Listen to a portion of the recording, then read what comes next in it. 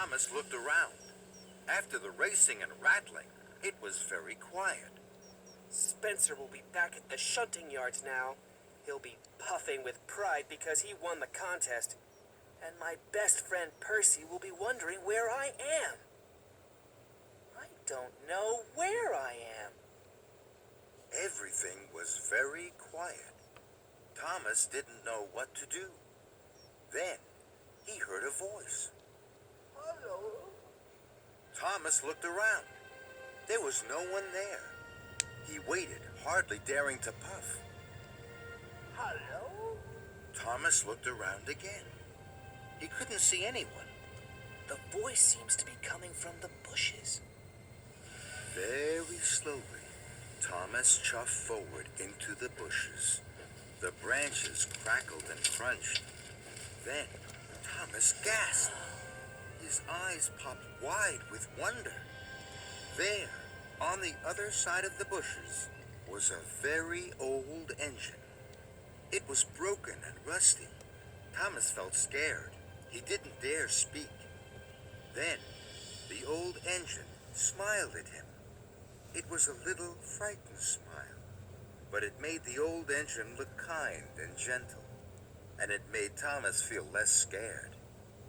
Hello. Too bad your brakes failed. Doesn't that always happen when you're on a hill? The old engine smiled again. Thomas wanted to smile too, but he was scared. He didn't know whether to speak, toot for help, or race backwards as fast as he could chuff. But Thomas didn't move. He couldn't take his eyes off this extraordinary engine. Hello, my name is Thomas. My name is Hiro. Thomas wasn't sure what to say next. He'd never met an engine as old and strange as Hiro. Why are you here? Where have you been? That's a very long story. Do you like stories, Thomas? Yes, the little engines in the hills tell me stories all the time. Then, I hope you will like mine.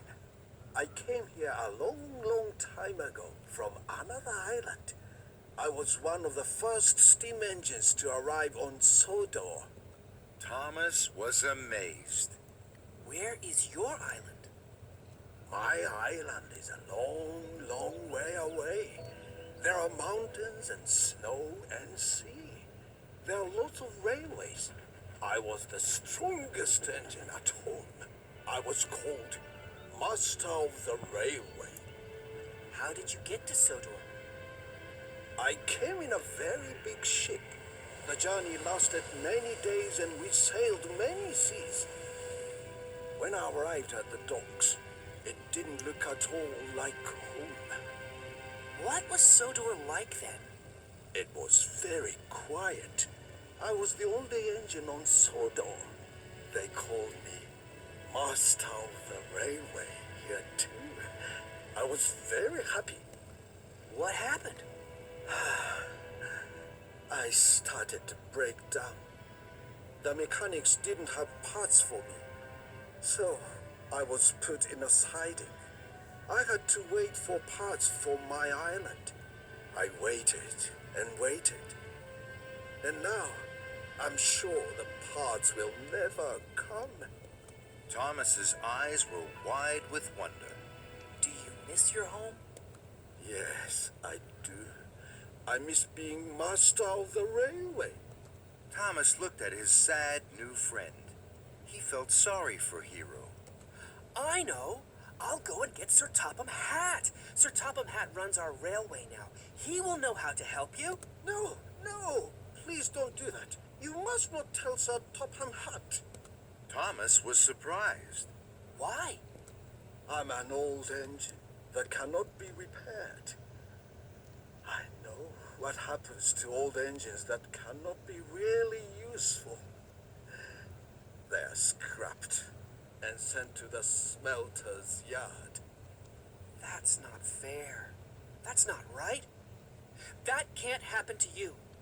But Thomas could see that his new friend, who was once master of the railway, was now old, alone, and scared. So Thomas made a decision. I will look after you, Hero. I won't tell Sir Topham Hatt until you are fixed. You are safe with me.